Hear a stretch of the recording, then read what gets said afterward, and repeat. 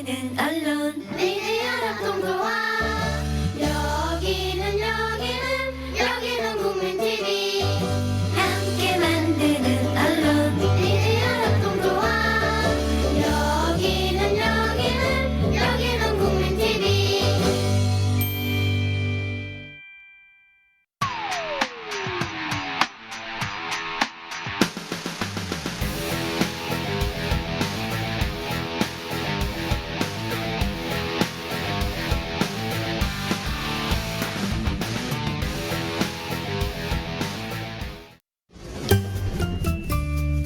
귀로만 듣던 국민TV의 팟캐스트를 이제 보이는 라디오로 시작합니다. 국민TV 광고를 모집합니다. 조합원과 비조합원 여러분, 자신이 속해 있는 기업과 사업체, 그리고 알리고 싶은 모든 것들 다 좋습니다. 광고를 원하시는 분은 신청해주세요. 홈페이지 kukmin.tv, 국민.tv 또는 지역번호 02-3144-0933번으로 연락주세요. 여러분의 많은 참여 바랍니다.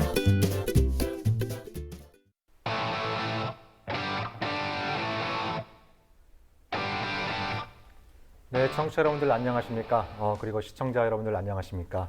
진짜 안보 시즌3 12월 22일 방송 힘차게 시작하도록 하겠습니다. 저는 진행을 맡고 있는 평화네트워크의 정욱식이고요. 제가 오늘 그 아침에 나오면서 그 조간신문을 보니까 교수들이 뽑은 올해의 사자성어로 혼용무도라는 그런 말이 뽑혔더라고요. 저도 처음 들어보는 사자성어인데 이 뜻을 보니까 좀 뭐라 그럴까, 좀 개념이 없고 좀 자기만 아는 군주가 나라를 좀 어지럽힌다, 이런 어떤 뜻인 것 같아요. 그래서 꼭 누구한테 들려주는 그런 사자성어가 아닌가, 이런 생각이 들었습니다. 그러니까 뭐 이럴 때일수록 좀 뭐 청와대에 계신 분이 많은 국민들과 또 나라를 힘들게 하고 있는데, 이럴 때일수록 또 우리 국민들이 정신을 좀 바싹 차려야 되지 않겠습니까?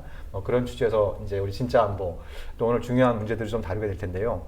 또 먼저 우리 그 진짜 안보 공동 진행을 맡고 있는 권은비 씨, 또 인사 한마디 해주시죠. 네, 안녕하세요. 공동 진행자 권은비입니다. 네.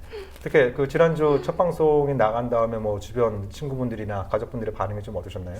제가 너무 긴장을 하고 방송을 해가지고 좀 걱정을 많이 했는데, 그래도 주변에서 들어주신 분들은 뭐 부족한 점에 대해서 조언도 해주시고, 네. 그래서 이제 앞으로는 말을 많이 해야겠다는 생각을 했습니다. 네네. 제가 지난주에 좀 말씀할 수 있는 기회를 많이 못 드린 것 같아서 죄송스러웠는데, 첫 술에 배부를 수는 없으니까 천천히 좀 마음의 여유를 가지고 방송 같이 진행하면 좋을 것 같고요.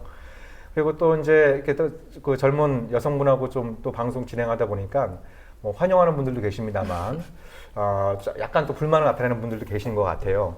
근데 뭐 제가 그 지난주에도 말씀드린 것처럼 앞으로 좀 우리 진짜 안보가 또 이렇게 젊은 사람들이 나와서 참여하고 또 발언할 수 있는 기회를 많이 주는 것이 우리가 또 우리 사회를 좀 더 아름답고 멋지게 가꾸는데 도움이 될 수 있다, 이런 생각을 갖고 이제 좀 우리 권은비 씨를 특별히 섭외를 한 거니까 화이팅 많이 해주시기 바라고요. 또 그런 취지에서 또 오늘 또 젊은 게스트 한 분 모셨어요. 우리 양수빈 씨. 자, 우리 청취자 여러분들, 시청자 여러분들께 좀 본인 소개 좀 부탁드릴게요. 안녕하세요. 저는 평화네트워크에서 상근으로 인턴하고 있는 양수빈이라고 합니다. 반갑습니다. 네, 양수빈 씨. 저하고 같이 평화네트워크에서 일을 하고 있는데요.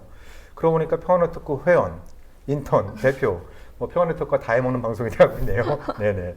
오늘 방송에 제가 좀 나와달라고 부탁을 드렸던 거는, 그 지난 주말, 토요일, 일요일, 또 월요일까지 그 제주도에 여행을 가셨고, 그리고 또 강정마을도 다녀오셨다는 얘기를 들었어요. 그래서 오늘 주제가 제주 해군기지와 2호도 문제를 좀 다뤄보고자 하는데, 그 중심에 있는 마을이 바로 강정마을 아니겠습니까? 그래서 뭐 강정마을의 이 생생한 소식 좀 들을 겸해서 좀 오늘 모셨는데, 강정마을 어떻게 이번에 가보신 게 처음이었나요? 네, 이번이 처음이었죠. 네네. 가서 본 소감은 어떠셨어요? 우선 너무너무 아름다운 마을이고요. 네. 한쪽에는 한라산이 있고, 네. 한쪽에는 바닷가가 있고, 네. 네, 그리고 귤나무와 야자나무가 너무나 아름다운 네. 마을입니다. 네. 근데 이제 뭐 해군기지 건설로 인해서 거리 하나를 두고 슈퍼 두 개가 있는데, 이 슈퍼가 완전 원수가 돼서 뭐 네. 서로 소통하지 않고, 이런 얘기를 들으면서 이게 웬 분단인가, 이런 네. 생각이 들었습니다. 이 강정마을, 이 강정 사거리에서도 이제 분단의 현장을 목도한, 제가 처음 갔을 때도 이제 그 사거리에 마주보고 있는 슈퍼 이 주인들 간에 예전에는 굉장히 친한 뭐 아우 동생하는 뭐 형 동생하는 그런 관계였는데 해군 기지에 관련해서 찬반 입장에 이제 갈리면서 말도 섞지 않는 얘기를 갖다 제가 5년 전, 6년 전에 들었던 것 같은데 아직도 그 갈등이 좀 치유가 안 되는 것 같아요. 그렇죠. 네네. 참 그 가서 좀 그런 현장 한편으로 굉장히 아름다운 풍경을 보셨고 다른 한편으로는 해군 기지를 둘러싼 갈등이 아직도 이어지고 있는 이런 부분들에 대해 상당히 좀 마음이 아프셨을 것 같아요. 그렇습니다. 그렇죠. 뭐 분단 70년인데 네. 뭐 또 다른 미니 분단이잖아요. 네. 한반도 남측 끝에서 이루어지고 있는 뭐 네, 그런 것들을 보면서 참 무섭다는 생각도 들고. 네. 네, 네, 그렇습니다. 제가 뉴스에서 보니까 강정 마을 분들이 이제 벌금 폭탄을 맞았다고 하더라고요. 근데 그거에 대해서 어떻게 저희가 도와드릴 수 있는 방법은 없나요? 네. 지금 핸드폰을 드시고 지금 역시 드시고 신세대 같습니다. 네. 페이스북에 강정평화 상단 협동조합을 치시거나 아니면 컴퓨터나 핸드폰 모두에서 www.savejeju 그러니까 savejeju.net을 누르시면요. 이 강정마을에서 난 농산물 또 제주에서 난 농산물을 합리적인 가격으로 판매해서 그 후원금을 이 벌금 폭탄을 네, 해결하는 데 쓰이고 있어요. 이제 네. 강정마을 사람은 아닌데 어쨌든 예. 열심히 제 사명감을 갖고 어쨌든 그래서 꼭 저희 10kg 귤 10kg를 2만 원에 판매하고 있다고 하니까 10kg에 2만 원이요? 네 진짜 싼 한번 거죠. 네 그럼요 진짜 한번 보시면서 귤도 네. 드시고 하면 좋을 것 같아요. 그래서 네. 꼭 savejeju.net 기억해 주세요. 아니 수빈 씨는 갔다 오면서 귤 좀 안 사왔어요? 아 제가 네. 좀 귤이 너무 터져가지고 제가 네. 아 가방에 담아오다가? 네, 아, 근데 제가 먹었는데요. 진짜 맛있고요. 네. 네, 농약의 향을 느낄 수 없습니다. 네. 네. 향. 유기농으로 재배한 이제 네, 네, 네. 귤들이니까. 네네. 지금 뭐 제가 알기로는 뭐 거의 벌금이 한 3억 원 정도에 달하고 있고, 그리고 이제 그 뭐 거기 공사를 맡았던 제재분기지 공사를 맡았던 뭐 대림산업이나 이제 그 삼성물산에서 그게 마을 주민들을 상대로 해서 이제 그 민사 소송을 제기하겠다. 그래서 뭐 수십억 원대 또 이제 추가적인 또 뭐 손해가 예상되고 있기 때문에 뭐 강정마을 이슈가 예전에는 상당히 굉장히 한국 사회에서 중요한 이슈로 부각이 됐었습니다만 시간이 지나면서 또 그 제재분기지 그 건설이 강행되면서 사람들 관심사에 많이 벗어나 있는 이런 상황입니다만 이럴 때일수록 좀 우리가 같이 도움과 연대 그런 손길이 필요하지 않을까 이런 생각도 좀 듭니다. 저부터도 예, 이 강정귤 꼭 사서 먹도록 하겠습니다. 네. 그리고 그 저기 오늘부터죠. 지금 한국과 중국 정부가 서해에서 배타적 경제 수역 이 획정 협상에 들어가고 있는 상황인데 그래서 오늘 주제가 이호도와 제재군 기지입니다. 그래서 두 분 궁금한 거 있으면 뭐든지 물어보시면 좋을 것 같아요. 그 배타적 경제 수역을 EEZ라고 하잖아요. 네. 그게 정확히 뭔지 설명을 해주셨으면 좋겠어요. 네. 그러니까 그 배타적 경제 수역은 말 그대로 한 나라가 경제적 주권이 배타적으로 이제 그 통용되는 그런 어떤 지역을 얘기하는데, 그러니까 보통 이제 그 영토에서 200캐리, 그러니까 영해는 보통 영토에서 12해리까지 선포할 수 있잖아요. 배타적 경제 수역은 그거보다 훨씬 더 먼 200캐리까지 선포를 할 수 있는 건데, 지금 이 문제를 둘러싸고 한국과 중국의 입장이 좀 많이 갈려 있는 그런 상황에 있습니다. 그러니까 보통 이제 뭐 바다를 사이에 두고 있는 나라들 같은 경우에는 배타적 경제 수역을 선포하더라도 중첩되지 않는 경우들이 많은데 한국과 중국 그 사이에 있는 서해는 너무 좁다 보니까 양측이 주장하는 배타적 경제 수역이 좀 중첩되고 있는 그런 어떤 상황에 있는 거죠. 근데 이 회담이 96년에 시작해서 2008년까지 거의 14차례 정도 열렸다고 하는데 네. 왜 아직까지도 이렇게 어떤 결과를 내놓지 못하는 이유가 뭔가요?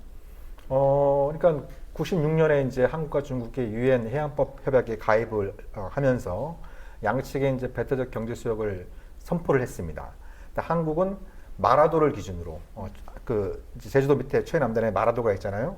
거기를 기준으로 해서 200캐리를 선포를 했고, 중국은 그 중국 남단에 있는 퉁따오라고 하는 섬에서 200캐리를 선포를 했는데 상당 부분이 겹치게 됩니다. 그러니까 예를 들면 지금 뭐 문제가 되고 있는 이호도 같은 경우엔 마라도에서 이호도까지는 약 한 149km 정도이고 그리고 퉁따오에서 이오도는 247kg 정도에 달하는데, 근데 이게 다 이제 200캐리 안에 들어오니까 이제 이오도가 양측이 주장하는 이 배터리 경쟁 수요가 안에 들어가 있는 이런 그 상황에 있는 거죠.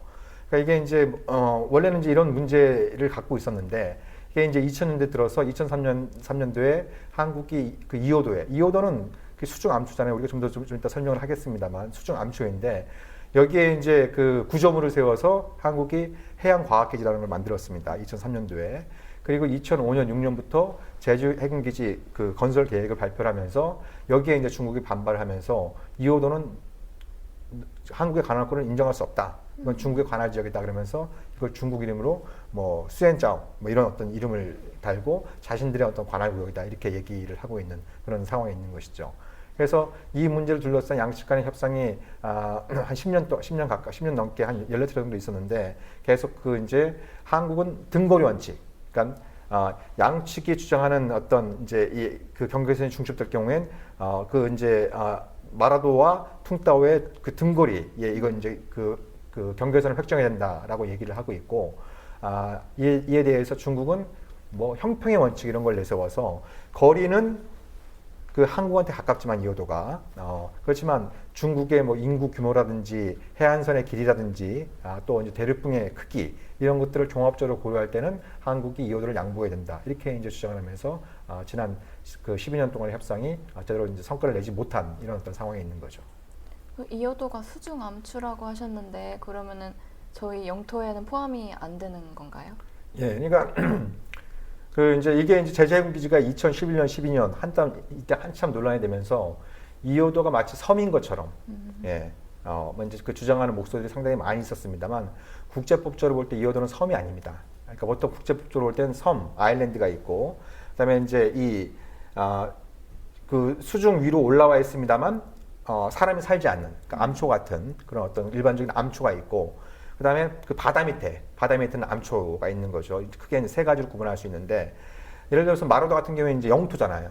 그래서 이제 아까 말씀드린 것처럼 마라도를 기준으로 해서 배타적 경제 수요뿐만 아니라 영해도 선포를 할 수가 있는 거죠. 그렇지만 사람이 살지 않는 그런 어떤 그 이제 바다 위로 돌출된 그런 암초는 섬으로 인정받지 않고, 그에 따라서 이제 그런 어떤 그 이제 그런 암초에서는 영해를 선포할 수가 없습니다. 다만 거기서 이제 배타적 경제 수역을 선포할 수 있는 것이죠. 이오도는 수중에 돌출된 것이 아니라 한 바다 밑에 한 4, 5m 정도 밑에 있는 수중 암초. 그래서 뭐 예전에 이제 뭐 이오도 산하나 뭐 이런 노래라든지 제주도에 있는 이오도 전설을 보면은 뭐 큰 파도가 칠 때 뭐 잠깐 그게 보이기도 했다. 뭐 이런 그 얘기들도 있습니다만, 아무튼 이제 이오도는 섬이 아니라 수중 암초다. 그래서 한국과 중국이 합의한 상황은 이오도는 섬이 아니기 때문에 영토 분쟁이나 영유권 분쟁의 대상이 될 수 없고, 이에 따라서 서로 이제 그 무력이 아니라 평화적으로 외교적인 협상을 통해서 해결하자, 이런 어떤 원칙에 기본적으로 합의를 해두고 있는 그런 상황에 있는 거죠. 두 국가가 그럼 해결의 의지가 있는 건지, 네. 뭐 공동 관리를 한다든지 뭐 이런 식으로 하고 싶은 건지, 아니면 그냥 이 정도로 계속 관리를 해서 뭔가 갈등의 씨앗을 늘 남겨놓는 식으로 관리를 할 건지, 뭐 어떻게 생각하세요, 대표님? 그러니까 문제는 뭐냐면, 그러니까 양측이 주장하는 이 배타적 경제 수역이 중첩되는 부분도 있습니다만, 이 사이에 한국과 중국 사이에 이제 영토 민족주의, 이런 게 상당히 최근 몇 년 사이에 커졌잖아요. 그래서 마치 이오도를 어느 한쪽에 양보하면 이게 마치 이제 영토를 포기하는 것처럼 그런 식으로 막 여론을 호도하는 이런 경우들이 굉장히 많은 거죠. 그래서 실제로 보면 그 지난 총선 전에 심상정, 지금 정의당 대표죠. 그 총선 전에 심상정 정의당 대표가 이오도는 섬이 아니다. 그래서 마치 이오도가 영토인 것처럼 주장하면서 이오도 수호를 얘기하는 것은 국민들의 여론을 호도하는 것이다. 이렇게 얘기했다가 엄청 그 여론의 문매를 맞았습니다. 뭐 이오도녀 뭐 이런 표현까지 등장하면서 엄청나게 이제 여론의 문매를 맞았는데, 며칠 후에 당시 대통령이었던 이명박이 뭐라고 했냐면 이오도는 섬이 아니다. 이건 국민들이 양해해줘야 될 거다. 이렇게 얘기를 했어요. 근데 심상정 대표가 얘기할 때는 그렇게 난리치다가 이명박 대통령이 얘기하니까 이제 그게 논란이 이제 굉장히 좀 수그러드는 이런 어떤 양상들이 이제 보였던 것이죠. 그래서 최근 몇 년 사이에 이 한중, 특히 이제 동아시아 국가들 전반적으로 영토 민족주의가 상당히 좀 강해지고 있다 보니까 어떤 뭐 대화 협상을 통해서 양보와 타협을 통해서 문제를 풀기가 과거보다 굉장히 좀 어려워진 이런 그 측면들이 존재하는 것이죠. 그럼 뭐 예. 이 정도로 그냥 가끔 회담을 열고 그때만 이슈가 되고 이런 식으로 관리가 되는 건가요? 그러니까 근데 이게 이제 문제가 계속 되고 있는 부분이 있다 보니까 특히 이제 한국도 그렇고 중국도 그렇고 거기에 이제 관용선을 보내가지고 뭐 이제 초기 활동, 순찰하는 활동에 이제 빈번해지고 있고 그런 부분들이 양측 그 언론에 보도되면서 양측의 여론을 또 자극하는 이런 문제들이 생기니까 작년에 시진핑 주석과 박근혜 대통령이 그러면 지금까지는 이제 국장급이 협상 대표에 나섰는데 그 급을 차관급으로 높여서 그래서 단판을 짓자 이렇게 이제 얘기를 하고 있고 그런 어떤 합의에 따라서 22일인 오늘부터 한중 간의 EEZ 그러니까 배타적 경제수용 획정 협상이 다시 시작이 되고 있는 이런 어떤 상황인데요. 이 문제는 이호도의 관할권을 둘러싼 그 문제의 성격도 있습니다만 이게 동아시아 전반으로 본다면 상당히 그 지정학적으로 그 미묘한 문제들이 많이 있습니다. 그러니까 예를 들면 한국의 배타적 경제 수역이 이호도를 포함한 그런 어떤 형태로 이제 그 획정이 될 경우에 이것은 한국의 배타적 경제 수역이 확보되는 측면도 있습니다만 한국의 동맹국인 미국의 그 해양 활동, 특히 해군의 활동이 좀 더 그 확대되고 자유로워질 수 있는 측면들이 있고 그리고 이제 우리가 지도를 동아시아 지도를 딱 펴놓고 보면 알 수 있겠습니다만 이호도 이건 제주 이제 우리 남중국해, 동중국해 북쪽에 있기 때문에 중국의 심장부로 가는 관문에 해당되는 부분들이 있거든요. 그러니까 최근 몇 년 사이에 이제 미국과 중국이 동아시아 해양 패권을 둘러싸고 막 서로 경쟁을 벌이고 있잖아요. 예, 이런 상황에서 이호도까지 이제 한국의 관할권으로 넘어가면 미국이 좀 더 이 중국을 갖다가 봉쇄하고 견제하는데 효과적으로 이용될 수 있다라고 하는 그런 우려를 중국은 좀 갖고 있는 이런 상황이 있다 보니까 안 그래도 좀 뭐 이렇게 그 타협하기 쉽지 않은 협상이 여기에 이제 지정학적인 문제까지 이제 가미되면서 더욱더 좀 어려움이 가중되는 그런 형태가 되고 있다라고 볼 수 있는 것이죠. 독도를 지키는 경비대가 있잖아요. 네. 그 이여도에도 우리나라에 우선 시설이 있는데 그럼 그걸 지키는 거는 누가 하나요? 그러니까 제주 해군기지를 만들겠다라고 하는 이제 아주 가장 큰 명분을 내세웠던 게 이호도 사수였죠. 예. 근데 이호도는 뭐 저는 예전에 이제 배 타고 그 옆을 지나간 적이 있습니다만 그 조그마한 이제 그 헬기 하나 정도 이렇게 착지할 수 있는 착륙할 수 있는 굉장히 조그마한 구조물이 있기 때문에 거기를 누가 뭐 중국 해군이 와서 점령하고 뭐 한국 해군이 가서 그걸 갖다가 뭐 사수하고 이럴 수 있는 규모가 되질 않습니다. 그러니까 좀 비유를 하자면 뭐라 그럴까? 이 두 대머리들이 머리빗을 놓고 싸우는 것처럼 대머리들한테 머리빗이 필요 없잖아요. 예. 뭐 마치 그런 것처럼 실체가 없는 제가 좀 대머리 하고 있기 때문에 뭐 그런 비유를 한 겁니다만 아무튼 뭐 이렇게 실체가 없는 일종의 명분 싸움, 자존심 싸움 이런 부분들이 지난 수년 동안 반복이 되고 있고 이것이 이제 점점 더 이렇게 악화될 수 있는 이런 소지를 않다 보니까 한중 간에 이 문제를 슬기롭게 풀어서 뭔가 좀 양국의 공동의 이익과 발전을 도모할 수 있는 이런 부분들이 갈수록 이제 위축되고 있다. 이런 상황들이 좀 많이 좀 우려가 되는 것이죠. 근데 실제로 제가 제주도 가서 이번 택시 기사님들이랑 얘기를 조금 해봤는데 네. 그 제주 해군 기지를 찬성하는 논리 중에서 네. 그 뭐 이런 이의지나 아니면 뭐 중국 어선이 여기 와서 자꾸 그런 어업을 할 때 네. 해경으로는 부족하다. 네. 군대가 있어야지 그런 게 네. 빨리빨리 제압이 네. 된다. 이런 네. 얘기도 하셨었던 걸로 보아서 이런 이유로 많이 사실 제주 해군기지를 찬성하는 분들이 많은 것 같아요. 그런 대중적으로도.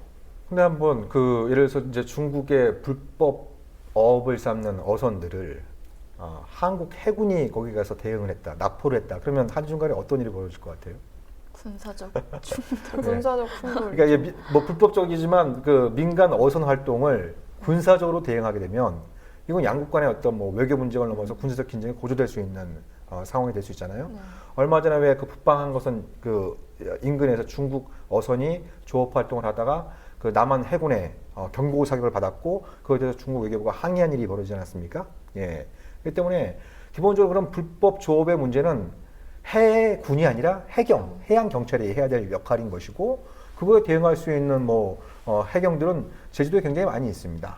서귀포 해양 경찰청이 있고 또 제주도에도 있고 그리고 강정마을 옆에 있는 그 제주 화순항에도 이제 해경 부대를 만들고 있는 이런 상황에 있기 때문에 해경이 대응해야 될 일을 해군이 된다. 그래서 제재해군 기지 필요하다. 뭐 이런 부분들은 오히려 이제 문제를 더 크게 키울 소지가 굉장히 큰 거죠. 얘기가 자연스럽게 해군 기지로 넘어온 것 같은데 네. 이게 뉴스를 보니까 올해 안에 완공 예정이라고 하더라고요. 실제 네. 이제 준공식만 남겨둔 상황인가요? 가서 보셨으니까. 네, 일단 오늘 그 제주 제주 기지전대 연병장에 네. 해군 제7기동 전단이 네.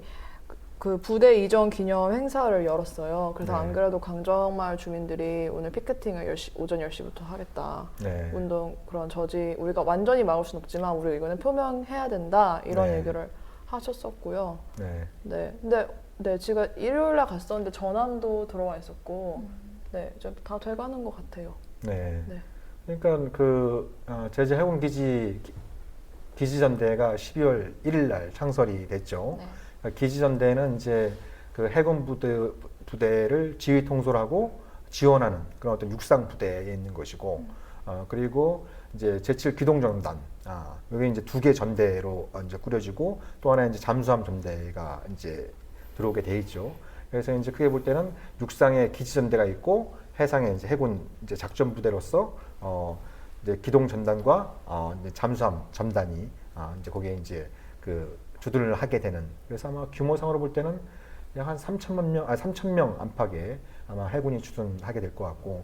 그래서 요즘 가서 보셔서 아시겠습니다만 한참 그 육상의 그 해군들을 위한 관사, 그 군용 관사를 짓는 문제를 둘러싸고 마을 주민들하고 해군 또 경찰들하고 많이 갈등 있는 거 보셨죠? 예. 지금 아마 근데 뭐 현재 계획으로서는 그 준공식은 좀 늦어지겠지만 내년부터는 본격적으로 가동에 들어가겠다 이런 입장을 해군 측이 밝히고 있는 것이죠. 네.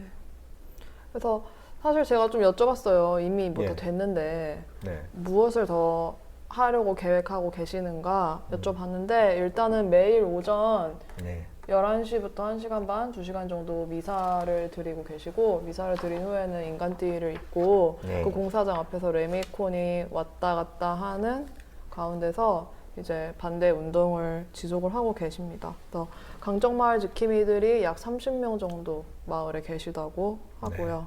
네, 외국에서 오히려 많은 관심을 가져주고 있더라고요. 그리고 특히 카톨릭 천주교에서 많이 강정마을 네.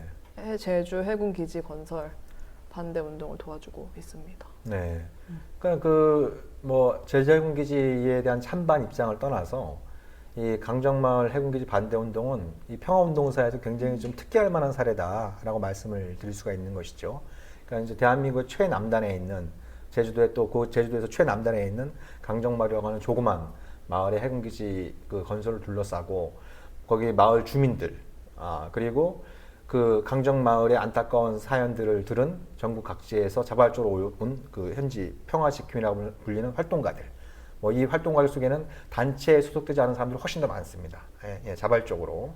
그리고 강정마을, 이제 지금은 그 해군기지에 가로막혀 있습니다만 거기에 이제 그 제주 올레길에서 가장 아름다운 제7코스가 통과하는 자리가 거기 있었거든요. 그래서 그 제7코스를 걷다가 해군기지 건설되는 걸 보고 열받아서, 그래서 이제 거기에 눌러 앉고 계속 평화운동을 전개하는 이런 사람들도 있는 것이고, 말씀하신 것처럼 천주교를 비롯한 많은 또 이제 종교계 단체들, 그리고 더 나가서 전 세계에 있는 많은 단체들, 또 인사들, 이런 분들이 이제 해군기지 반대 운동에 동참을 하고 있어서 이건 그 평화운동의 사례에서도 굉장히 좀 특기할 만한, 주목할 만한 그런 사례다라고 말씀드릴 수가 있는 거죠. 사실 오키나와에서도 이런 해군기지 반대 운동이 굉장히 오랫동안 지속되어 왔잖아요. 네. 근데 그것처럼 이렇게 강정마을 반대 운동도 길게 갈 거라고 생각하시는지. 네, 그래서 저도 그 부분을 여쭤봤는데 우선은 그래서 제가 근데 이미 다 지어졌는데 어떡하냐고 했더니 이제 오키나와는 40년 됐고 지금도 열심히 싸우고 있다. 우리는 아직 8년이다. 그래서 앞으로도 계속 열심히 할 거다. 그리고 실제로 오키나와에서 또 많이 일본 분들도 이 강정에 관심을 가지시고 많이들 오시고 또 대만과도 대만의 그런 분들과도 많이 연대를 하고 계시다고 들었어요. 계속 하실 거고 그런 것 같아요. 오키나와 같은 경우에는 이제 핵심 쟁점이 되고 있는 게 후텐마라고 해병대 기지가 있는데 그 기지를 폐쇄하면서 그 일본 정부하고 미국 정부는 그 기지를 오키나와 북부에 있는 해노코라고 하는, 예, 저도 이제 거기 예전에 가봤습니다만 아주 조용한 강정마을을 연상시키는 굉장히 그 조용하고 아름다운 그런 어촌 마을인데 거기에 이제 이 바다를 매립해서 그 해병대 기지를 짓겠다. 그게 계획이 나온 지가 90년대 중반이었습니다. 90년대 중반에 그런 계획이 나왔고 그래서 지금 20년 넘게 30년 가까이 이제 반대 운동이 계속 전개되고 있는데 주목할 거는 그 마을 주민들뿐만 아니라 오키나와 전체 현민들, 우리를 따지면 도민들이죠. 예, 도민들이 똘똘 뭉쳐가지고 이 반대 운동에 동참을 하고 있는 상황이고, 그 이제 도민들이 똘똘 뭉쳐서 반대 운동을 하니까 그 도지사, 현지사, 우리를 따지면 이제 도지사가 되는 거죠. 예, 도지사가 자기가 갖고 있는 행정 권한을 통해서 공사 중단 명령을 내리고 본인이 직접 워싱턴에 가서 미 의회 찾아가서 거기 의원들을 만나가지고 아니 왜 오키나와가 지난 수십 년 동안 미일 동맹을 위해서 희생당했는데 그 희생을 앞으로도 왜 강요하느냐. 그래서 이 기지개를 철수해달라. 그래서 의원들을 상대로 해서 로비 활동을 하고 워싱턴 한복판에서 펜타곤 앞에서 막 기자회견하고 이러면서 이제 미일 동맹 그 양국 정부 입장에서는 굉장히 골칫덩어리가 되고 있는 것이죠. 그러니까 이런 부분들은 제주도 특히 제주도지사가 보여주는 모습하고 상당히 많이 다릅니다. 제주도지사는 선거 전에는 당선을 위해서 마치 그 문제를 풀 것처럼 그렇게 얘기를 했다가 당선된 이후에는 나 몰라라 하는 이런 일들이 계속 반복되면서 이 강정마을 주민들 또 제주도민들의 울분을 켜켜이 지금 이제 차곡차곡 쌓고 있는 이런 어떤 상황이다 보니까 강정마을 주민들이나 제주도민들의 입장에서 볼 때는 오키나와 주민들이 부러운 거죠. 예, 그 주민들의 뜻을 받들고 도지사가 앞장서서 이렇게 반대 운동하는 오키나와 선거 전과 후에 말이 달라지는 제주도지사 이 양쪽을 비교해 볼 때 상당히 좀 우리가 이제 큰 어떤 또 교훈을 또 얻을 수 있는 부분이 있는 것 같아요.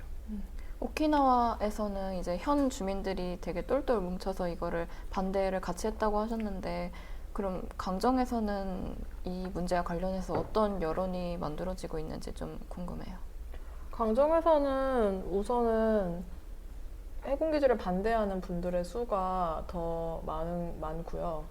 근데 이제 제가 또 막 여기저기 여쭤봤는데 네. 이제 또 일단은 자기 이슈가 아니면은 관심이 별로 없는 것 같아요. 제주도민이라고 하더라도 그런 분들도 꽤 있고 그리고 뭐 되게 여러 가지 평들이 있었어요. 뭐 되게 그 제주도에는 겐당주의라는 게 있대요. 왜냐하면 제주도는 작은 섬이잖아요.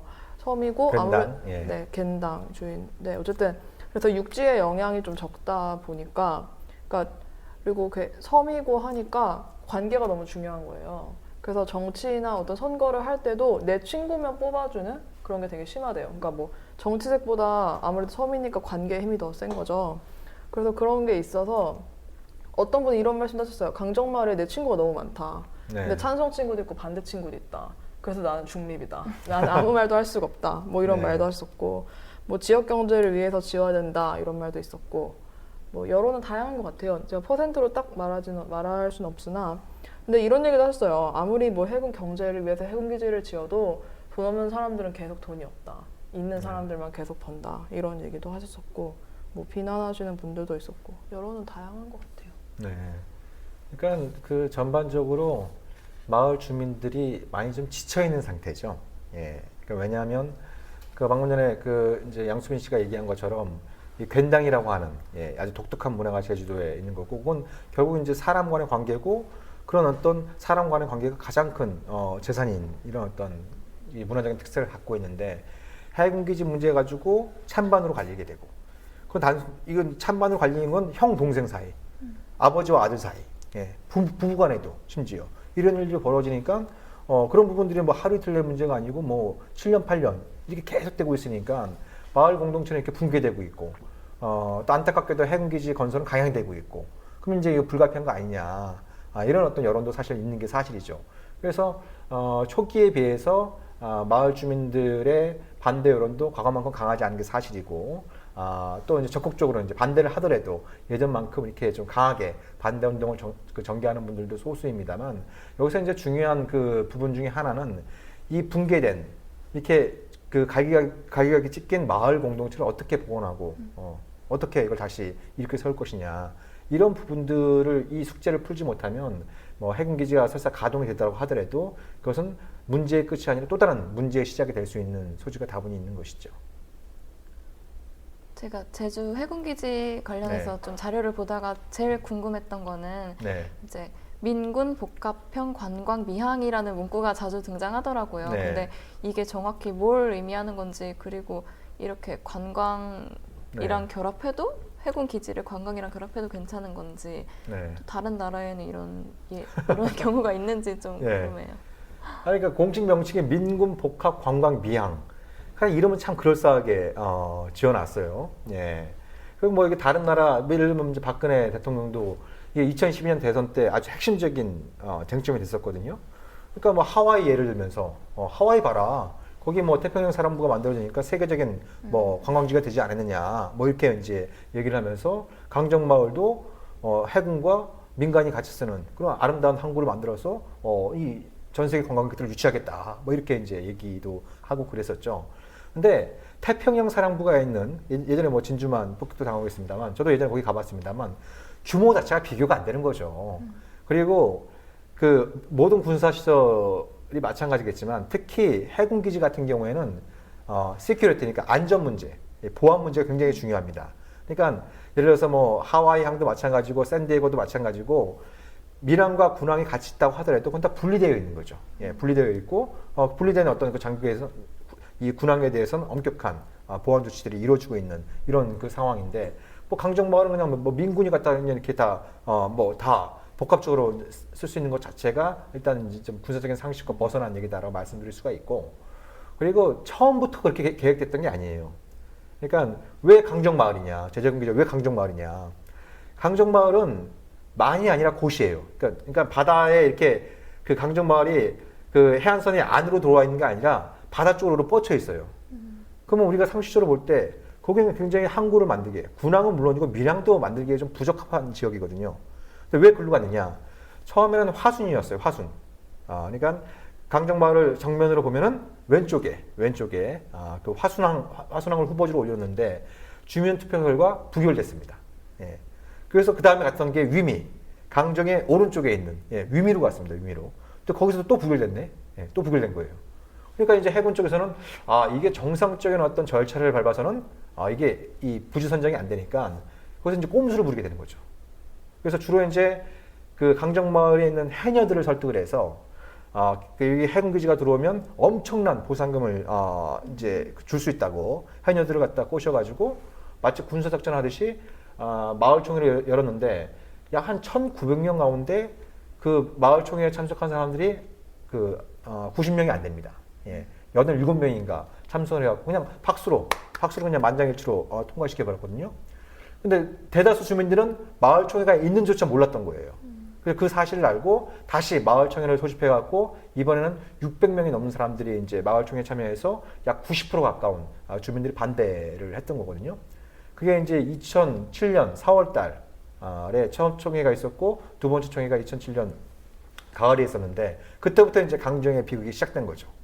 강정마을 주민들의 호소는 어떤 게 마을 주민들의 의사를 정확히 반영한 거냐. 군사작전 하듯이 87명, 그것도 대부분 다 해녀들, 그것도 대부분 다 거액의 보상금을 미끼로 삼아서 그냥 박수로 통과시킨 게 마을 주민들의 정확한 의사를 반영한 거냐. 아니면 과반수에 달하는 그런 사람들이 참여를 해서 민주적인 어떤 투표를 통해서 결정된 사람들이 마을 주민들의 의사를 반영한 것이냐. 예. 이 문제부터 풀어달라. 그래서 강정마을 주민들이 그때부터 얘기했던 거는 두 번째 마을총회 결과를 인정할 수 없다면 다시 마을총회를 열어서 단 한 표라도 해군기 찬성이 그 높게 나온다고 한다면 깨끗이 반동을 줬겠다. 그렇게 얘기를 했음에도 불구하고 해군이나 정부는 그걸 받아들이지 않았던 거죠. 예. 이제 그러다가 그러니까 이 주민들의 반대가 워낙 그 세고 아까 말씀드린 것처럼 여기는 주민들뿐만 아니라 많은 또 이제 그 뭐 활동가들 여기 활동가들뿐만 아니라 뭐 예술인들, 작가들도 굉장히 많이 또 종교인들도 많이 결합을 했거든요. 그러다 보니까 여기에 뭔가 그냥 해군 기지를 갈 경우에는 안 될 것 같으니까 여기다가 그 이제 민항을 끼워놓은 거죠. 그래서 제주 해군 기지에는 15만 톤에 달하는 크루즈 선박도 들어올 수 있다. 예? 그래서 마치 이제 관광 대박을 터뜨릴 수 있는 것처럼 막 이제 여론몰이를 했던 이런 부분들이 이제 2011년, 12년도에 그렇게 많이 나왔습니다만, 그래서 처음에 2012년도 국회 통과할 때는 민항 위주 해군 기항지였어요. 예, 그 예산을 통과시키면서 부대 조건을 달았던 게 민항을 우선시하고 그다음에 해군은 기항지 정도로 쓰는 거 이렇게 얘기를 했는데 뭐 가보셔서 아시겠습니다만 거기는 뭐 사실상 뭐 해군 기지라고 해도 과언이 아닌 상태가 돼버린 것이죠. 그러니까 제주도민들이나 마을 주민들은 그런 부분들에 대해서 또 울분을 갖고 있는 거죠. 예, 자기들이 사기당했다, 속임수에 넘어갔다 이런 어떤 또 이제 또 생각을 갖고 있으니까 그냥 그러니까 뭐 어떤 분들은 계속해서 지금 이 순간에 또 반대 운동을 하고 있고 어떤 분들은 직접 실천 행동에 나서지 않고 있습니다만 그냥 소가리를 하고 있는 이런 어떤 이제 강정의 병이 치유되지 않고 있는 상황이 계속되고 있는 거죠. 근데 뭐 제가 오래 사는 사람은 아니지만 잠깐 갔지만 예. 그 제주도민들의 울분 같은 게 좀 있다고 느껴졌어요. 그러니까 그런 육지의 사정을 위해서 계속 보이지 않는 섬에서 희생을 당하는 예를 들어 뭐 4.3 사건도 그렇고 그래서 그것 때문에 피해본 사람들도 굉장히 많고 어쨌든 그런 육지에 대한 그런 울분이 있는 것 같았어요. 그래서 뭐 이런 해군기지도 사실 국가 안보를 위한 거라고 하지만 그 국가 안보를 향유하는 어떤 그러니까 그 국가 안보에 생각보다 국민 전체가 포함되지 않는 거죠.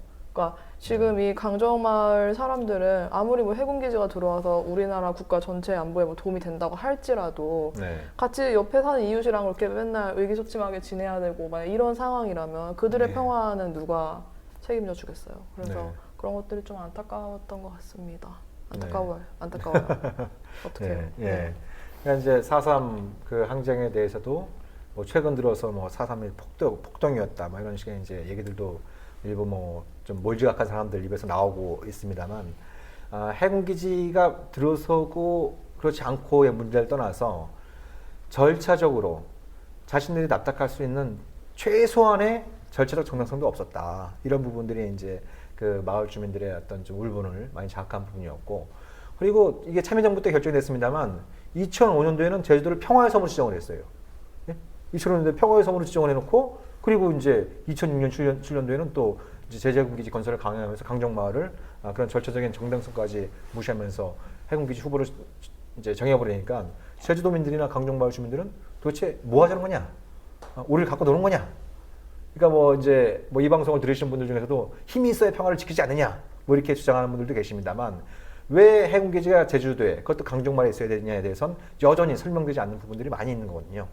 그러니까 예를 들면 그 노무현 정부 때 이 해군기지를 결정할 때 핵심적인 사유는 말라카 해협의 해적 활동에 대응하기 위한 거라고 얘기를 했었습니다.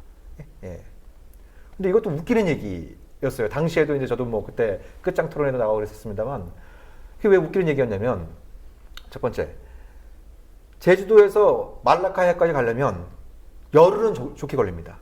거기 한 15,000km 정도 떨어져 있거든요. 열흘은 좋게 걸려요. 대부분 그 말라카 해협에서 그런 해적 활동이 있어갖고 우리 뭐 상선이 피해를 입더라도 군함이 가 있으면 이미 다 상황이 끝난 거예요. 왜냐하면 말라카 해협의 해적 활동의 주된 양상은 상선을 납포하는 게 아닙니다. 상선을 납포하는 방식이 아니라 거기 이제 상선에 갖다 침투해가지고 뭐 재산이나 이런 것들을 갖다 약탈해오는. 그래서 몇 시간 만에 상황이 끝나는 경우가 대부분이기 때문에 그거에 대응해서 해군기지가 필요하다라는 것 자체가 말이 안 되는 것이고 어떻게 보면 기름값도 안 나오는 거죠. 기름값도 안 나오는 이런 어떤 상황이었던 거고 또 하나는 뭐냐면 말라카 해협의 해적 활동이 거의 없어지기 시작했습니다. 거의 없어지게 되는. 그래서 우리나라 그 상선이 피해를 입었던 사례가 거의 보고가 되지 않았어요. 거의 보고가 되지 않은 이런 상황이다 보니까 나중에 이제 또 그 명분으로 제시하는 게 바로 이호도 사수, 이호도 보호 이런 식의 이제 얘기를 하고 있고 그리고 또 그걸로 좀 허전한 느낌이 드니까 북한의 해군력에 대해서 효과적으로 대처하기 위해서는 제재군기지가 필요하다라고 얘기를 하거든요. 근데 이거에 대해서는 미국 해군 장교들조차 코웃음을 치고 있습니다. 미국 해군 장교가 뭐라고 얘기했냐면 야, 그 북한에서 그 제재군기지까지가 한 300캐리 정도 떨어져 있거든요. 300캐리 정도 떨어져 있고 서해에는 뭐가 있어요? 평택 함대가 있고 또 목포 함대가 있어요. 여기서 충분히 대응이 가능하고 오히려 한국 해군력이 제주도에 분산 배치될 경우에 오히려 그 북한한테 더 이제 유사시에 유리한 상황이 조성될 수 있다. 이런 식의 어떤 관점을 얘기하고 있는데 처음에는 그래서 말라카 해협 얘기했다가 말빨이 안 먹히니까 2호도 얘기하고 2호도만 얘기하기에 뭔가 허전하니까 또 북한을 들먹이는 이런 식의 어떤 이제 좀 뭐 얘기를 갖고 이렇게 하고 있는데 그러다 보니까 이 해군기지를 왜 지어야 되느냐 그 당초의 목적은 사라지고 굉장히 이게 정치적으로 이제 좀 논란거리만 되고 있는 그 속에서 강정마을 주민들만 피해자가 되고 있는 그런 상황들이 이제 벌어지고 있는 것이죠. 사실 해군 기지를 둘러싸고 있는 논란 중에 또 하나는 이제 네. 중국에 대한 어떤 자극을 줘서 네. 한반도를 둘러싼 군비 경쟁의 시작이 아닌가 이런 논란도 있잖아요. 네. 근데 이거와 관련돼서 해군 기지를 두고 중국에서 어떤 입장을 보이거나 그런 게 있나요? 그러니까 중국은 전통적으로 먼저 내정 불간섭 원칙을 갖고 있기 때문에 해군 기지에 대해서 중국 정부가 공개적으로 뭐라고 얘기한 건 뭐 저는 들어보지 못했습니다. 다만 이제 중국의 관영 매체나 민간 전문가들 사실 뭐 중국의 그 언론은 뭐 중국 정부가 이제 통제하고 있는 것이고 중국의 전문가들도 중국 당국의 뭐 그 허락 없이는 쉽게 발언할 수 없잖아요. 예. 이런 사람들은 이제 제재해군 기지에 대해서 상당히 그 불쾌감을 표시를 하고 있는 거죠. 그러니까 한국이 돈은 중국한테 벌어가고 안보 관련해서 미국 편에 서서 중국을 위협하고 있다. 그 대표적인 예가 바로 제재해군 기지다. 왜냐하면 제재해군 기지는 아까 말씀드린 것처럼 중국의 심장부로 가는 바로 관문에 해당되는 거거든요. 예. 그러니까 중국의 경제적, 안보적, 그 군사적 심장부가 바로 우리로 따지면 이제 서해권이고 중국으로 따지면 이제 중국의 동부권 아니겠습니까? 이쪽에 이제 중국 경제의 한 50%를 차지하는 이제 대도시에 딱 밀집해 있기 때문에 이 중국 입장에서 볼 때 이 남북 해역이 봉쇄될 경우엔 중국의 어떤 국가 생존에 치명적인 영향을 줄 수 있기 때문에 굉장히 좀 경계심을 갖고 바라보고 있는 것이거든요. 아니 근데 생각해보니까 지금 네. 중국인 관광객이 진짜 많아요 제주도에. 거의 만약- 중국어만 들릴 거예요. 아마 네. 가서 있어 아니 보면. 그래서 만약에 중국인들 안 오면은 제 생각에 제주도 경제에 굉장히 큰 타격이 있고 네. 말씀하신 그 상황인 것 같아요. 중국에서 돈을 벌어가고 네. 뭐 따로 중요한 순간에 미국 편을 든다고. 네. 근데 딱 제주도에서도 지금 중국이 그렇게 이야기하면서 뭐 제재라도 가하면은 큰일 네. 나는 거잖아요. 제주해군 기지 때문에 만약에 중국이 뭐 그러진 않겠지만 네. 딱 우리 안 간다 하면은 네. 큰일이잖아요. 그러니까 이게 이제 우리가 냉정하게 봐야 되는 거죠. 그러니까 2011년도에 이제 센카쿠 열도 이제 중국 명은 다오죠. 거기 그 분쟁이 벌어지고 중국과 일본 사이 분쟁이 벌어지고 중국의 그 민간 선박의 선장을 일본의 해경이 체포해서 일본으로 데려간 일이 벌어졌습니다. 그러니까 중국 정부가 다음날 바로 히토류, 그러니까 뭐 반도체를 비롯한 첨단 그 제품을 만드는데 핵심 물질인 히토류 수출을 중단하겠다. 일본에 수출한 거 중단하겠다. 그러니까 바로 다음날 일본이 항복 선언하고 나왔던 거거든요. 그리고 재작년에는 그 필리핀하고 중국이 또 그 난사군도, 남중국해에 있는 난사군도를 둘러싸고 이제 영유권 분쟁을 벌이고 있는데 필리핀이 여기에 대해서 이제 군사 활동을 증대하고 미국한테 도움을 요청하니까 중국 정부에서 필리핀에 대한 여행 금지령, 예. 필리핀 가지 마라. 예? 그 필리핀도 거의 여행으로 먹고 사는 나라로도 과언이 아니고 대다수가 중국 사람들인데 중국 사람들이 이제 필리핀에 못 오게 생겼으니까 관광업계들 경제에서 난리가 나지 않았겠습니까? 그러니까 또 이제 필리핀이 또 이제 꼬리를 내리고 이런 일이 벌어지는데 말씀하신 것처럼 이런 일이 그냥 남 일이 아니라 앞으로 우리한테도 얼마든지 닥칠 수 있는 일이에요. 얼마든지 닥칠 수 있는. 예.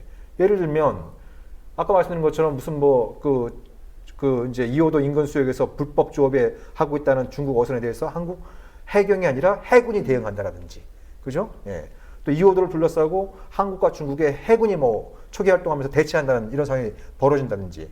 그러면 중국 정부가 나서기 전부터 중국 민간에서조차 저 이제 제주도 가지 말자.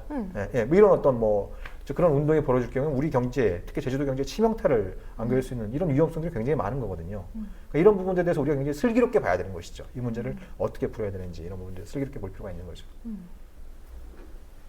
사실 중국이 이걸 민감하게 받아들일 이유는 미국 네. 때문이잖아요. 네, 그리고 지난 8월에는 미군 전 해군 사령관이 네, 뭐 제주 해군 기지에 미군의 전함이 오길 네. 바란다 이런 식의 네. 멘트도 했었고, 네. 근데 실제로 만약에 해군 기지에 미군이 오면은 어떤 일이 발생하는 건가요? 그러니까 제주해군 기지에 일단 여기서 이제 짚어봐야 될 문제가 제주해군 기지가 완공되면 미군이 쓸 수 있느냐 없느냐. 예?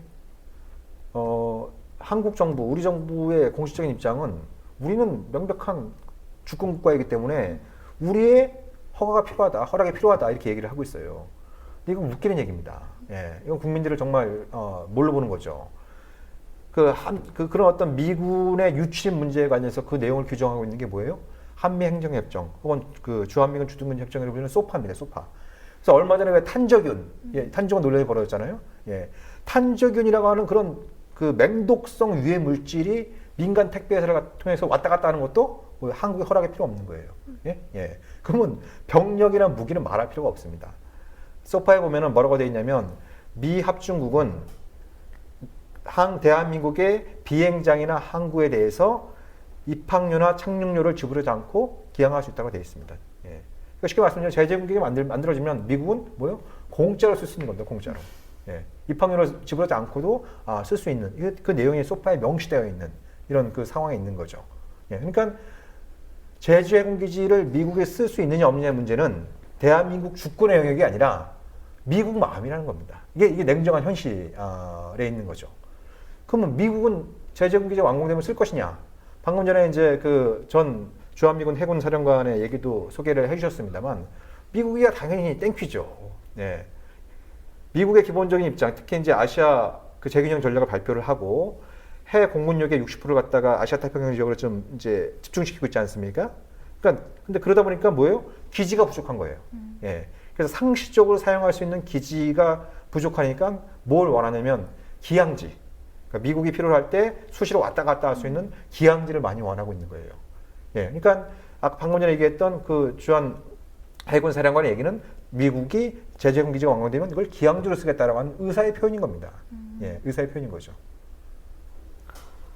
그러면 미국이 왜 한숨을 쉬고 그래요? 예. 근데 그런 일이 벌어진 거예요. 그러면 미국이 해군기지 제주기지를 쓰고 싶은데 한국이 못 쓰게 할 수도 없을 뿐더러 설사 오지 마라 막 그러면 어떻게 되겠습니까? 한미 관계에 문제가 생길 거 아니에요.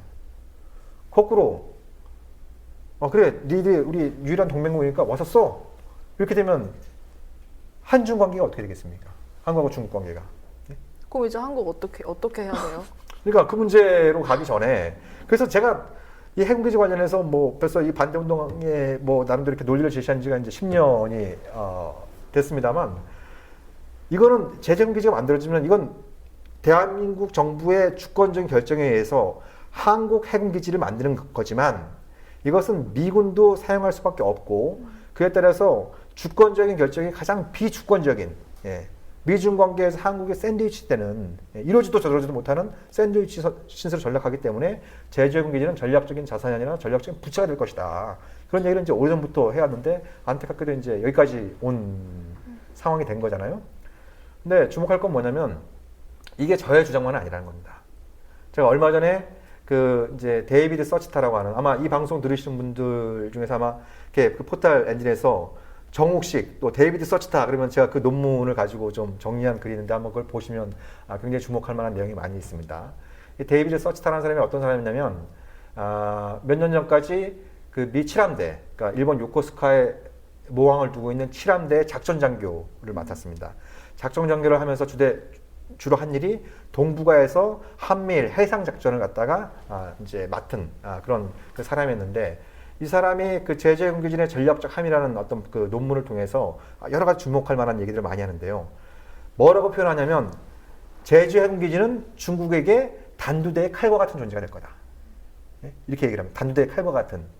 왜냐하면 제가 아까 잠깐 그 소개해드린 것처럼 이 제주해군기지가 건설되는 이 제주 남방해역, 이 동중국해 북쪽은 중국의 심장부로 가는 관문이자 중국의 경제적 또 이 군사적 그 힘이 해양으로 나오는 출구에 해당되는 거기 때문에 여기가 봉쇄되면 중국으로선 정말 엄청난 어떤 그 상황에 직면할 수 있기 때문에 그걸 단두대의 칼이라고 표현을 한 거거든요. 예를 들면 뭐 대만 해협이나 센카쿠 열도, 다오이따오에서 이제 뭐 무력 충돌이 발생할 경우에 중국이 주로 동원할 게 이제 그 북해함대, 뭐 바레만 이쪽 그 기지에 쭉 있는 북해함대, 그 다음에 동해함대, 우리 쪽에 서쪽에 있겠습니다. 중국 입장에서는 이제 동해 쪽, 이 동해함대 이런 쪽인데 이 제주해군기지 정박하게 될 미 군사력이 이런 어떤 북양 함대와 동양 함대를 봉쇄하는데 굉장히 지리적으로 이제 아주 요충지에 있기 때문에 중국 입장에서는 굉장히 큰 위협이 될 수밖에 없다. 이렇게 얘기를 하고 있는 거거든요. 그러니까 이런 주장을 미 해군 장비조차 얘기도 쭉 해왔었는데 이런 얘기를 갖다 과거에 하면은 정부나 해군은 왜 근거 없이 근거 없는 얘기를 갖다 계속 얘기해서 순진한 주민들을 갖다가 꼬드기느냐. 예, 제가 그런 욕도 저기 해군이나 정부한테 욕 무지하게 많이 먹었습니다. 예, 뭐 방송에서도 막 그런 욕 먹었다가 제가 그래서 그 당시 국방부 쪽에 얘기한 건 그거였어요. 그러면 공개 토론을 하자. 누구의 주장이 더 설득력이 있는지 공개 토론을 하자. 또 공개 토론은 안 나와요. 그리고 뒤에 가서 막 욕을 하는 겁니다. 예? 예, 막 욕을 하는 거예요. 그래서 제가 한 번은 국방부 장관한테 편지를 보내가지고 아니 제복 입은 군인으로서 창피하지도 않느냐. 예? 예. 이거는 어떤 그 국민 한 사람이 우려를 제기하는 것이 아니라 많은 사람들이 이거에 대해서 이제 이런 우려를 공감하고 있으니까 당신들의 주장이 떳떳하다고 한다면 방송에 나와서 국민들한테 검증을 받을 일이지 방송에 나오지 않고 뒤에서 이렇게 이제 이 반대 여론에 대해서 욕하는 건 정말 떳떳하지 못한 행동이다. 그래서 국방부 장관이 저한테 사과 편지도 보내고 그랬었어요. 과거에. 근데 뭐 이제 이명박 정부, 박근혜 정부 들어서 이제 그런 일조차 없습니다만 아무튼 그렇게 이제 우리가 좀 따져봐야 될 문제들이 한두 가지가 아닌 이런 어떤 문제인데 참여정부는 너무 쉽게 이걸 또 비민주적으로 결정을 해버렸고 이명박 정부 들어선 처음엔 관심 없었어요. 원래 참여정부가 제재해군 기지를 만들 때는 뭐 대양 해군이다. 뭐 이런 어떤 이제 목표도 표방을 했었습니다만 이명박 정부 때는 야 우리가 무슨 연안방어도 안 되는데 연안 해군도 안 되는데 무슨 대양 해군이냐 그래서 대양 해군 개념을 폐기까지 했었거든요. 근데 시간이 지나다 보니까 이게 제재해군 기지 문제가 강정마을 문제가 정치적으로 남는 장사가 되겠구나. 예, 이거를 갖다가 뭐 종북 좌파로 몰아붙이고 더군다나 당시 민주당 정권에서 결정된 걸 갖다가 민주당이 또 이제 반대를 하고 있으니까 이건 정치적으로 총선과 대선을 앞두고 효과적으로 야당을 공격할 수 있는 호재구나 이러면서 이제 이 제재해군 기지 문제가 급격하게 정치화되는 그런 과정을 밟게 됐던 것이죠. 얘기를 들어보면 제주 해군기지는 탄생부터 지금까지 문제밖에 없는 그런 것 같아요. 네. 아주 처음에도 비민주적인 절차를 통해서 결정이 됐고 지금까지도 앞으로 한반도 미래에 어떤 악영향을 가져올지 모르는 네. 그냥 질렀네요, 그냥. 그렇죠. 질렀어. 정확한 그냥 표현한 거예요. 질렀네. 예, 예, 예. 어떡해요? 그러니까 막 그때 그 조중동 특히 뭐 조선일보나 동아일보는 뭐 강정마을 좌파의 방구다, 종북 좌파의 소굴이다, 극단적인 이념적인 어떤 공세를 퍼부으면서 이걸 갖다 정치화시키고 이걸 갖다 청와대나 국방부는 굉장히 이제 이걸 갖다 정치화를 이렇게 활용을 하면서 이걸 좀 합리적으로 문제를 풀 수 있는 소지 자체를 갖다가 없애버린 이런 그 측면이 많이 있는 거죠. 그래서 걱정되는 건 뭐냐면 이게 우리가 이 한반도, 이 대한민국, 이 동아시아 이 지도를 놓고 보면 동아시아 해양 갈등이 이제 갈수록 좀 이제 확대되는 이런 양상이잖아요. 대만 해협, 뭐 대만에서 국민당 정부 출범 이후에 양안 관계가 좋아지면서 좀 덜해지고 있습니다만 내년 1월에 민진당이 정권을 잡으면, 그러니까 분리 독립을 주장하는 그 민진당이 그 정권을 잡으면 또 이 대만 해협이 어떻게 전개될지는 또 우리가 장담할 수 없는 문제고. 동중국해, 남중국해. 그러니까 동아시아에는 4개의 약한 고리가 있습니다. 남중국해, 대만해협, 동중국해, 그리고 뭐예요? 서해. 예, 예. 이게 지금 그나마 이 서해 문제에 관련해서 최근에 이제 뭐 남북한 사이에 여러 가지 이제 무력 충돌도 많이 있었습니다만 이게 한중 간의 관계 악화까지는 이어지지 않았는데 제재해군 기지가 본격 가동되게 되면 뭐예요? 이게 이제 이 서해, 또 이제 제주 남방 해역에서 긴장의 파도가 높아질 수 있는 이런 어떤 측면들이 있는 것이고 그렇게 돼버리면 이 대한민국은 정말 뭐라 그럴까 이게 이제 지정학적인 감옥의 가치가 될 수 있는 부분인 거죠. 한번 보세요. 대한민국의 북쪽은 38선에 가로막혀 있어요. 뭐 대한민국에서 뭐 섬에 빗다는 경우도 많이 있습니다만 섬나라면 그냥 비행기나 배 타고 넘어가면 돼요. 근데 그건 38선으로 딱 가로막혀 있고 이 38선은 뭐예요? 이 휴전선은 시간이 가면 갈수록 이 철조망이 날카로워지면서 예? 그러면서 이제 이게 이 북방 경지로 가는 어떤 그 루트 자체가 막혀 있는 어떤 상황이고 서해에는 북방 한계선 NLL을 둘러싸고 남북한에 이제 무력 갈등이 계속 벌어지고 있고 그리고 지금 평택 미군기지, 오산 미군기지 또 군산기지 계속 확대되고 있거든요. 여기에 또 미군이 쓸 수 있는, 미군도 같이 쓸 수 있는 제주 해군 기지까지 완공이 되면 이 서해, 이 황해 일대 군사화가 굉장히 좀 심화되게 되는 이런 어떤 상황이고, 그리고 뭐 동해에서는 또 뭐 독도를 둘러싼 또 한일 간의 이제 갈등 관계가 있는 것이고, 그러니까 이게 지정학적으로 북방은 휴전선에 막혀 있죠. 이 황해에는 갈수록 군사화되고 있고, 제주 해군기지가 만들어지면서 그 갈등이 양상에 이제 남방 해역까지 이제 번질 위험이 있고, 이 동해에서 꿈틀대고 있는 여러 가지 이 지경학적 기회에는 계속 위축되고 있는 반면에 한일 간의 이제 관계는 갈수록 이제 악화되고 있는, 이러다 보니까 이제 이 대한민국이 가면 갈수록 이 지정학적인 감옥에 갇히는 이런 실수를 벗어나지 못하게 되는 이런 위험성이 커지고 있는 거죠. 그러면요, 이미 지금 만들어졌잖아요. 네. 그럼 만들어졌으니까 이제 어떻게 해야 돼요? 네, 굉장히 중요하고 어려운 질문인데, 일단 이런 어떤 우려 상황을, 그러니까 몇 가지 측면들이 있는 거죠. 첫 번째, 그 한중간에 지금 오늘부터 진행되고 있는 배타적 경제 수역, 이 획정 협상의 모멘텀을 살리는 게 굉장히 중요합니다.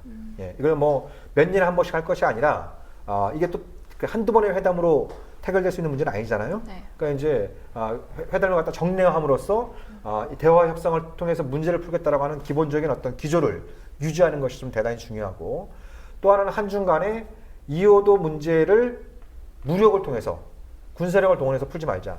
그래서 양측이 여기에 무슨 뭐 군함이라든지 뭐 이제 그런 어떤 항공기를 동원해 가지고 무력 시위를 벌이는 것을 서로 하지 말자.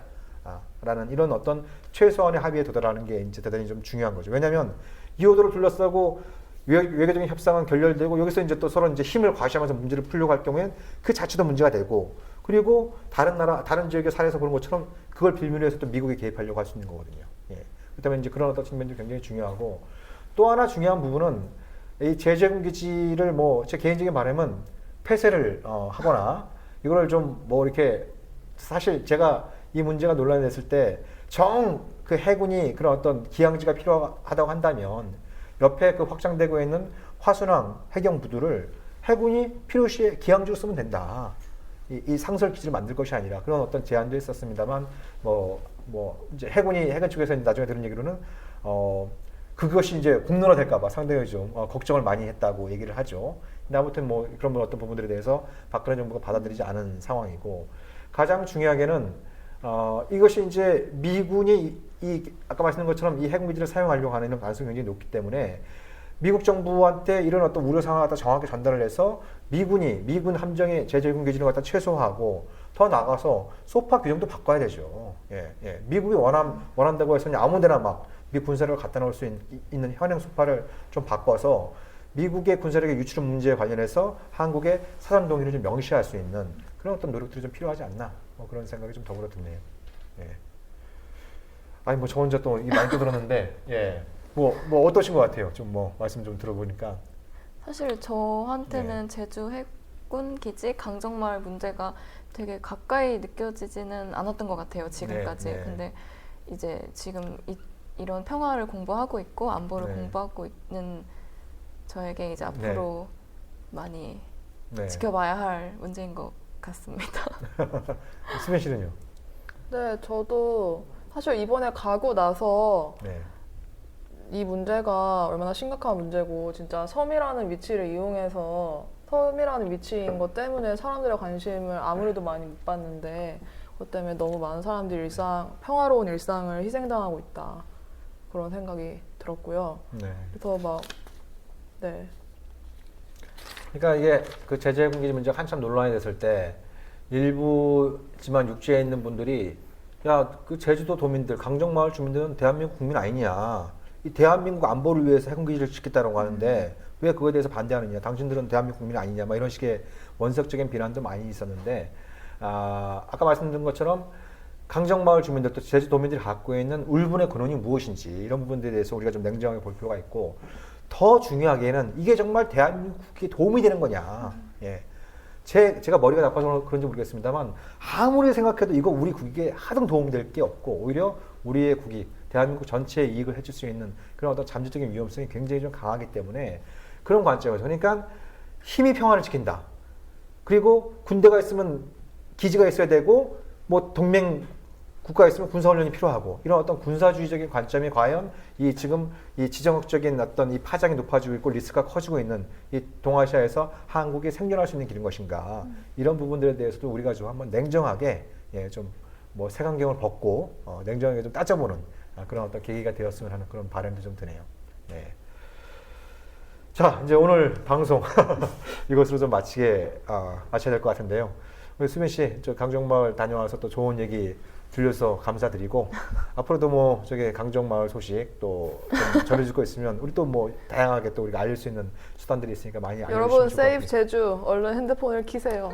네. 예, 세이브 제주 검색해서 강정마을 소식과 더불어서 또 그 어려움에 처한 강정마을 주민들을 도울 수 있는 그런 길도 한번 확인해 주시면 좋을 것 같고요. 또 오늘 은비 씨 또 두 번째 방송 수고 많으셨고 앞으로도 좀 멋진 활약 부탁드리도록 하겠습니다. 자, 그럼 오늘 진짜 한번 방송 이것으로 마쳐야 될 것 같습니다. 다음 주에 더 멋진 내용을 가지고 여러분들 찾아뵙도록 하겠습니다. 감사합니다. 유행하세요.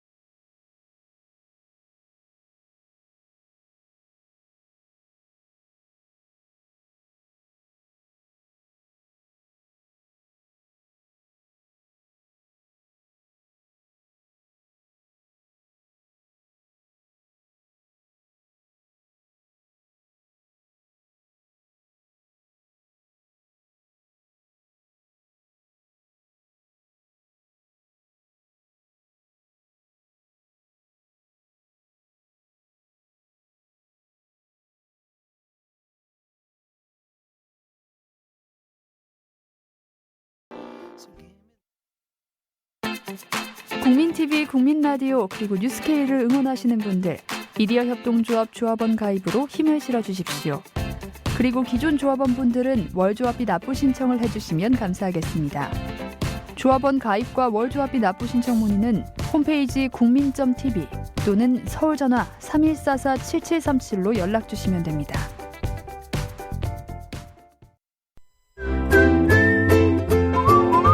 국민라디오 팟캐스트 응원하는 가장 쉬운 방법 아시나요?